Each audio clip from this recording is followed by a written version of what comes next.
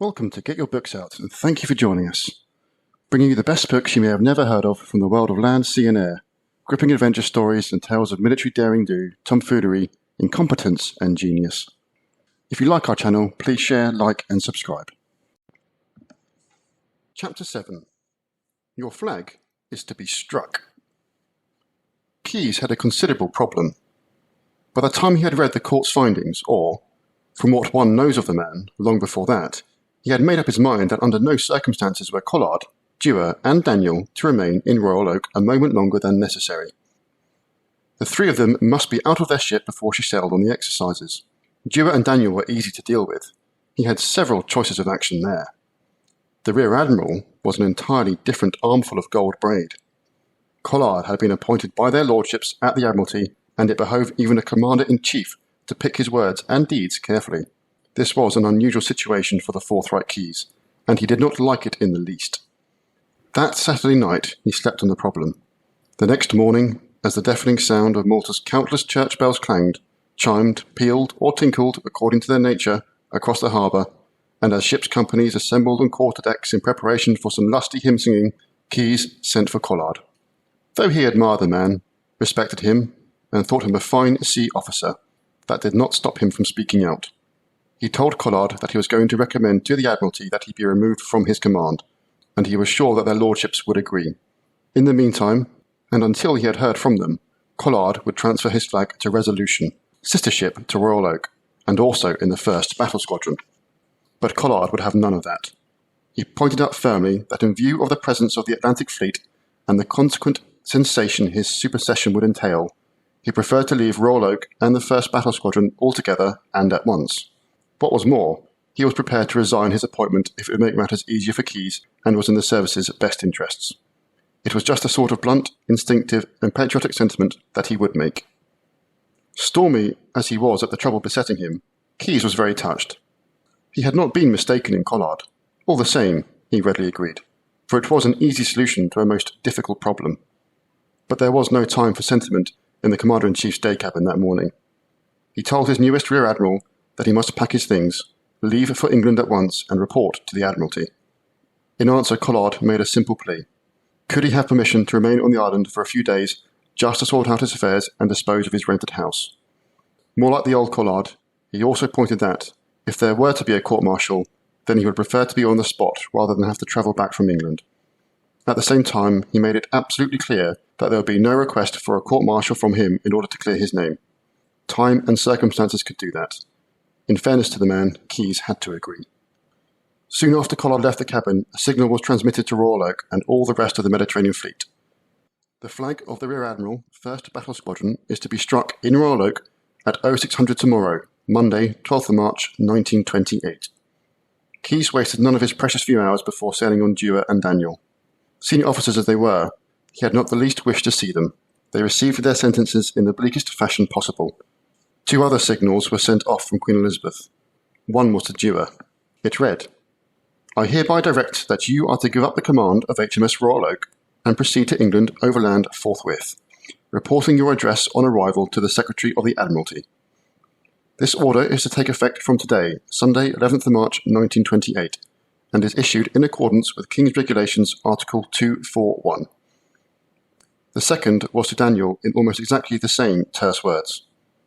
Dewar read the signal with his usual habit of failing to show any emotion at all. He was as remote as ever. He merely asked his servant to pack his things and lay out a civilian shore-going suit, and a further message was sent by hand to ask Mrs. Dewar to do her packing too. Commander Daniel reacted in an entirely different fashion, but entirely true to that volatile character of his. He instantly ordered a boat alongside and headed for Queen Elizabeth.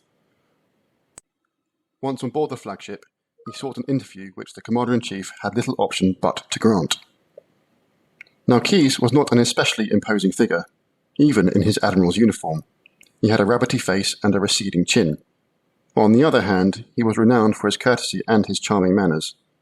Those manners were not much in evidence when Daniel, cap under arm, stood before him in his day cabin and demanded a court-martial to bring all the facts into the open. Very likely it was all the hustle and bustle, the orders and counter-orders of putting a whole fleet to sea, and then the postponing of the sailing, but neither Keyes nor his staff appear to have even considered the possibility that, somewhere along the line, the question of court-martial might crop up. When Collard had mentioned it earlier that morning, and also forsworn the idea, it seems to have been the first time it had been mentioned. Now here was Daniel demanding his rights as an officer to be put on trial. Keyes was violently opposed to the very idea. In his own words, he simply could not think of a charge which could be framed to encompass the enormity of Daniel's behaviour. He thought the whole thing a ploy for Dewar and Daniel to court the maximum publicity. What was more, it was publicity the Royal Navy most assuredly did not want. But Keyes did not have to explain all this. There was a ready excuse at hand. Thanks to Dewar and Daniel and their confounded letters, the annual exercises had already been delayed. There was no question of any more time being wasted for the sake of a court-martial. If Dewar and Daniel wanted one, then they would have to ask the Admiralty when they got home. Nor was there any question of Daniel being allowed time in Malta to settle his own affairs or deal with his rented house, nor of him having a chance to say goodbye to his theatrical friends ashore. Both captain and commander had to be off the island that night. Perhaps they were lucky at that. Sir Roger Keyes had thought deeply about putting them both under arrest, either aboard another ship or in HMS Egmont, the nearby shore station. Despite the pressure of passing time before the combined fleets met at sea, and the fact that he had to act quickly, Keyes was well aware that he was acting in a very high-handed fashion, and in Collard's case, completely usurping the powers of the Board of Admiralty. Keyes was nobody's fool.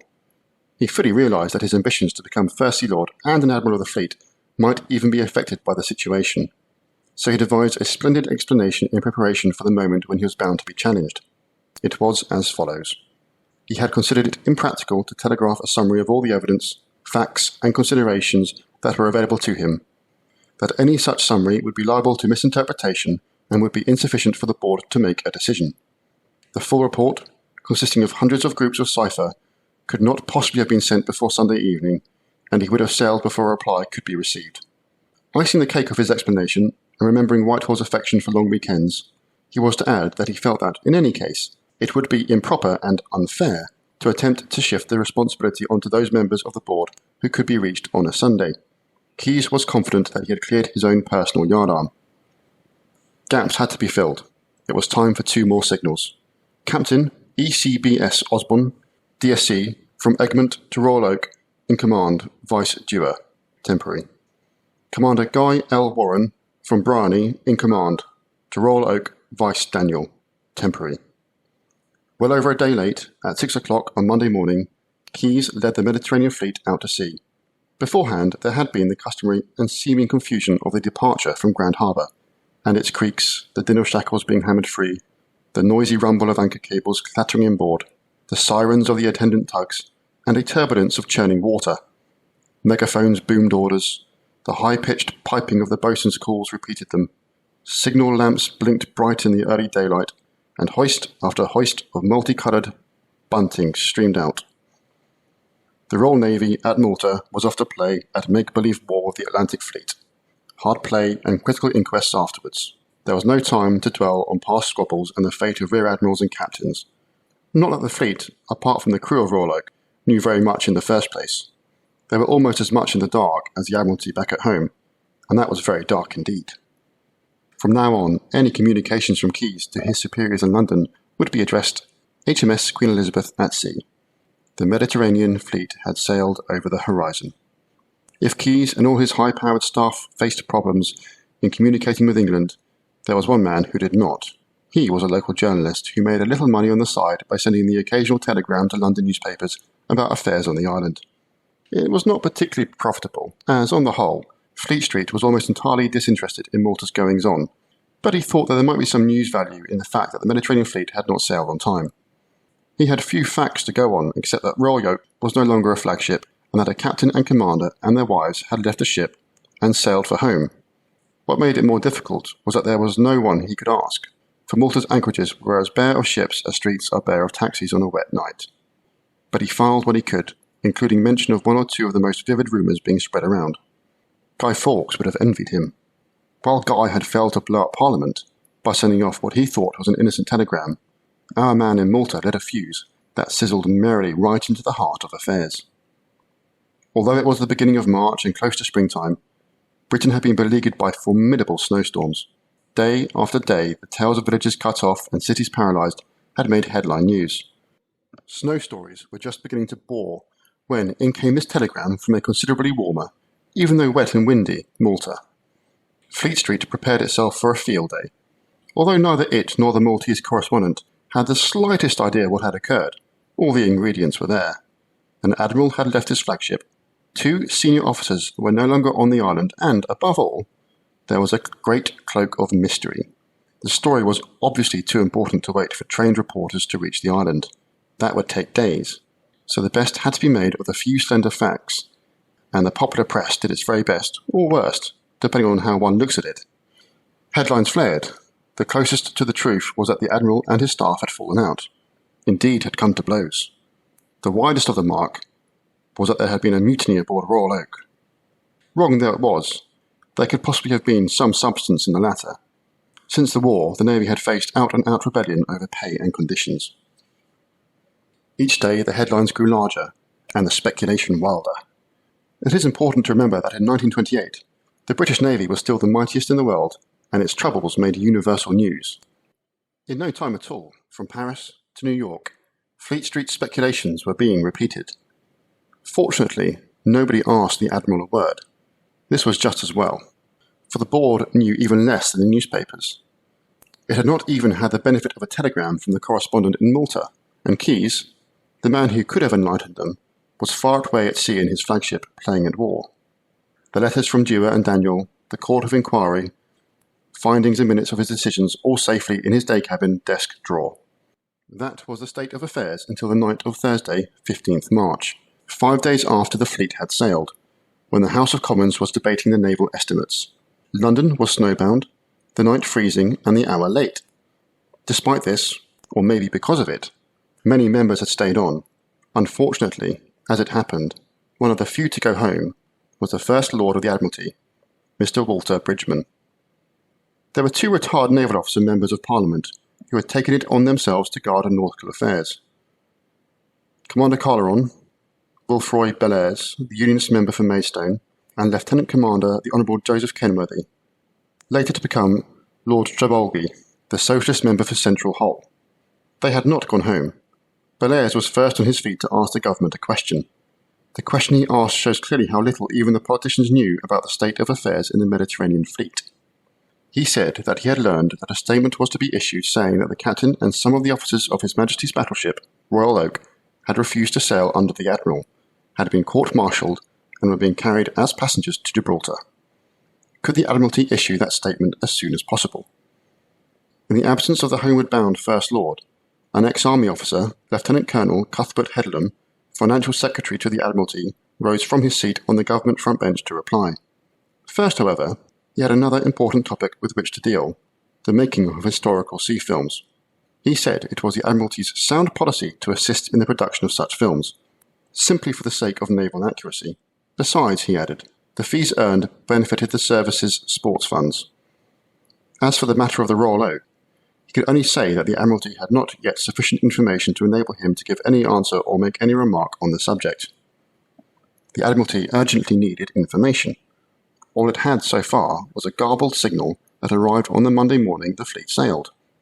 It could make neither head nor tail of that. So, on Monday afternoon, it telegraphed Queen Elizabeth for enlightenment. The answer reached them the following day. That was the message from Keyes, saying that the whole matter was too complicated and too long to transmit by radio. He had sent his written report by hand of officer, and it should reach them soon. Unfortunately, it was not soon enough. Dewar and Daniel reached England first. Obeying Keyes' orders to the letter, they had embarked aboard a homeward-bound liner with their wives and hastily packed luggage on the Sunday evening and reached home by Thursday, only hours before Bellairs rose to ask his question in the House of Commons. The moment Dewar arrived in England, he sent his wife off to their home in Kent and went straight to his London club, the United Services in Pall Mall, and that same day posted a letter to the Secretary of the Admiralty. He must have been composing it during the passage home, for it was a very long letter. Its ostensible purpose was to inform the Admiralty of his whereabouts, as he had been instructed. But it went much further than that. It read, "This summary, an ignominious removal, unless immediate steps are taken on my behalf, will be viewed as dismissal from my ship." Even before I left Malta, a Rear Admiral informed a post captain, whose name can be given if desired, that Rear Admiral Collard was a victim of a conspiracy. The statement is, of course, absurd. Put briefly, Rear Admiral Collard was subject to occasional explosive fits of temper which are extremely prejudicial to the discipline of the ship and about which I felt bound to make a complaint. What statements were made about me by Rear Admiral Collard I do not know, but I do know that Rear Admiral Collard, on receiving my letter sent in accordance with the King's regulations, had a private interview with the Vice Admiral, who was later President of the Court of Inquiry. The whole tone of the inquiry convinced me that counter-statements of some sort had been formulated. On the general defective procedure of the court and its attitude, which made it difficult, if not impossible, to elicit the relevant facts of the case, I am forwarding a further letter. Apart from anything else, I beg to point out that the minutes of the Court of Inquiry cannot be accepted as either complete or reliable. From my own personal observation, the Paymaster Lieutenant shorthand writer could not keep up with the evidence. Dewar was in a strong position here, for he had been sitting immediately next to that note-taker. I submit that I should have been given some opportunity of preparing a case. This I did not have. At 1:20 p.m. on 10th of March, I was told the subject of the inquiry and ordered to attend it at 1:30 p.m. The witness I desired to call were not called, nor was I given an opportunity of asking questions. I cannot believe that such a procedure can be regarded as correct. I have the honour to suggest that the question at issue here is, can an officer or man be penalised severely without any charges being framed against him or without any opportunity of knowing them and answering them? Dewar went on to defend Daniel. Finally, he requested an Admiralty investigation, and if his conduct was found at fault, then he wished to be tried by court-martial. If neither, then I shall trust their lordships to reinstate Commander Daniel and myself in my ship and to protect our interest and honour, which hitherto we have had no sufficient opportunity to defend. He marked the envelope secret, and it arrived by first post the next morning, together with one from Daniels, also demanding that he be restored to his position in Royal Oak or be allowed to stand trial at a court-martial. So for quite a while that day their lordships of the Admiralty were in the most awkward position of having two senior officers insisting on their rights without having the least idea what they were talking about. It hardly helped matters that Walter Bridgeman, the political head of the Navy, decided to make a statement that very afternoon to the House of Commons before it settled down to business of the day. He opened by saying he wished to refer to events aboard Royal Oak. He told the House that he received only a wireless message rendered rather incoherent in transmission, but sufficiently decipherable to show that there had been no court-martial. There had, however, been an inquiry affecting only two of the three senior officers of the ship. He added that the Admiral's flag had been transferred to another ship, but he asked for patience until he was able to read to the House a written dispatch now, doubtless, on its way. As it happened, Keyes' officer messenger reached the Admiralty building while Bridgeman was still at the House of Commons. He explained his late appearance by saying that he had been delayed, though no one seems to know why. At least with the arrival of the messenger, although he had only brought with him a copy of the verbatim report of the inquiry and its findings, their lordships had some idea of what had gone on in Malta. Considering that it was now well into the start of the traditional English long weekend, the board acted with remarkable promptitude. Late that Friday, it issued a statement. A court of inquiry was held at Malta by order of the Commander-in-Chief, Mediterranean Station, to investigate certain disciplinary matters in which Rear Admiral Bernard St. G. Collard, C.B. DSO, Captain Kenneth Dewar, CBE, and Commander H. M. Daniel, DSO, were involved. As a result of the inquiry, the three officers concerned were suspended from duty by the Commander-in-Chief, whose report has not yet been received at the Admiralty. Since the First Lord made his statement in the House today, he has ascertained that Rear Admiral Collard's flag has not been transferred to another ship, as he inferred from an earlier telegram, but has been struck and that he is still in Malta. Poor old Admiralty. As it happened, and even as the statement was being issued, Collard was on his way home by his favourite form of travel, the overland train from Italy. The next morning, Saturday, the First Lord was summoned to Buckingham Palace. King George V, the Sailor King, who was so proud of the navy in which he was Admiral of the Fleet, inquired in his bluff and direct fashion what the hell was going on. Sir Roger Keyes was not a man to conjure with that morning, at least not so far as future promotion to the Board of Admiralty was concerned. To add to all else, a second letter arrived from Dewar. As before, it was marked secret, and true to his custom, it was a long one. In it, he complained once more that Collard had had a private interview with the President of the Court before the inquiry opened, although it is hard to see how the Rear Admiral could possibly have handed over the letters without seeing Kelly privately in the latter's capacity of senior officer. But Dewar was adamant that Collard must have complained about him. He wrote in his second letter, "Yet the Vice Admiral, 1st Battle Squadron, sat as President of the Court without giving me the smallest inkling of any complaints made against me. If the findings of the Court leads to my final removal from HMS Royal Oak, I have the honour to submit that such procedure is contrary to the most elementary conception of justice." Later in his letter he protested. It seemed to me that the Court wished to make as little as possible of the actual complaints and to go off into side issues, such as, did a man really mind being called a bugger? Was the Royal Oak very particular, etc.? The point was the attendant circumstances, but when one witness suggested that the presence of ladies made a difference, he was told sharply to confine himself to the point. Obviously Dewar had decided that the request he had made the day before an Admiralty investigation was out of the question, for he ended his letter by earnestly requesting a court-martial in order to clear his name. This letter was written on the Friday that Keyes' belated messenger arrived bearing the minutes of the inquiry. But if their lordships thought that the weekend would bring relief from this postal bombardment, they were mistaken. The next morning Dewar wrote yet a third letter, nearly 4 pages long. It consisted in the main of a dissertation on discipline. Having posted it, Dewar left his club and set off for his home, Branksome, at Sevenoaks in Kent. On Sunday, a thought occurred to him. He sat down and wrote his 4th letter to the Admiralty in 4 days. This time it was short and to the point. "Will you please inform me as soon as possible whether I am on full or half pay?" Meanwhile Daniel, who was staying at his own London club, put on his top hat, put a flower in his buttonhole, and attended a society wedding. What weight Dewar's postal barrage carried will never be known. But in spite of a spate of signals from Keyes offering the most vigorous objections, and the fact that the Royal Navy was going to suffer a deal of most unfortunate publicity, the board met on the following Monday morning, and decided that Dewar must have his way. A court-martial there was going to be. That afternoon, Walter Bridgeman, the First Lord, stood up in Parliament and gave a full account to an amazed House of what had really happened aboard Royal Oak. He also mentioned that both Dewar and Daniel would be granted their courts-martial. If the poor man thought at last he was able to shut up the popular press with its wild stories of mutiny and imprisonment, then he was right. But when it regained its breath, Fleet Street burst out anew with hilarity at the thought of the Rear Admiral and the bandmaster.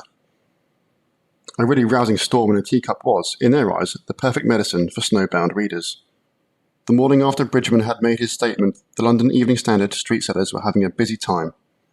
Lowe, the famous cartoonist, had produced a half-page drawing of the Board of Admiralty in full gold braid, playing drums and a piano on the quarterdeck of Royal Oak, being led by a red-faced Rear Admiral, puffing at a trombone, and accompanied by a row of captains with saxophones. The caption read, "Syncopated Discipline Recital on the Royal Oak." The Admiralty saw it and winced. There still exists an interdepartmental memorandum which reads, "Enclosing cartoon from the Evening Standard of March 20th, 1928. Request Admiralty action." Wisely, no action was taken. The story was once more embraced by the world's press. The French laughed loudest of all. Roger Keyes was a gallant officer. His record of bravery can never be denied. He was also a stickler for detail, even at sea, involved in complicated exercises with the combined fleets, and trying to stop the thrice-damned pusillanimous Admiralty from granting courts-martial to 2 men whose account of affairs was bound to make the Royal Navy a laughing-stock. He remembered one small item and sent for his secretary. One more memorandum was fired off to the Secretary of the Admiralty. "I have reported by telegram the circumstances under which the flag of Rear Admiral Collard was struck, and I have authorised that the expenses of his journey to England shall be charged to the public account, in the same way as if he had been superseded in the ordinary course." Captain Dewar and Commander Daniel left Malta on Sunday night, 11th March. I have given no instructions as to the expenses of their journey, but I directed that they are to proceed to England forthwith, and I consider that their expenses should be charged to the public account. As soon as the coming courts-martial were announced, Dewar left Kent and travelled back to London. There he met Daniel to prepare their plans. There can be no question at all that Dewar wished to conduct his own cause. He needed no fellow officer nor civilian lawyer to plead his case and act as accused friend, for he was totally committed to the justness of his cause and to his ability to argue it. Daniel, however, had a lawyer cousin and was just as equally determined to use his services. Perhaps the strangest aspect of all the odd incidents of the Royal Oak affair was that Daniel prevailed. Reluctantly, his captain agreed to accept professional help. Now, there were barristers around who were experienced in service trials, who understood their idiosyncrasies and, much more importantly, knew the hazards that faced a layman surrounded by service tradition and custom. Daniel's cousin was not one of them. He was not even British, or not really so.